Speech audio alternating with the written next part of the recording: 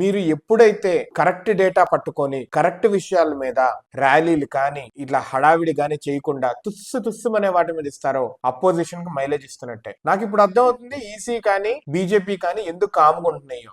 I think Rahul Gandhi ఎప్పుడైతే presentation ఇచ్చారో BJP వాళ్ళందరికీ తెలిసిపోయి ఉంటది, అబ్బా వీడు దీని మీద హడావిడి చేయాలి మనకు మైలేజ్ వస్తుందని. అందుకే బీజేపీ వాళ్ళు ఒక్క ముక్క కూడా మాట్లాడలేదు. వీడంతా హడావిడి చేస్తాను కానీ వాళ్ళు ఏం మాట్లాడకుండా ఉన్నారు. ఎందుకంటే చిన్న టైపో మిస్టేక్ వల్ల దాన్ని హైలైట్ చేసుకుంటా ఎంత మందికి టైపో మిస్టేక్స్ పడదు ఓటర్ ఐడీస్ మీద, ఇంటి అడ్రస్ తప్పు పడతా ఉంటాయి.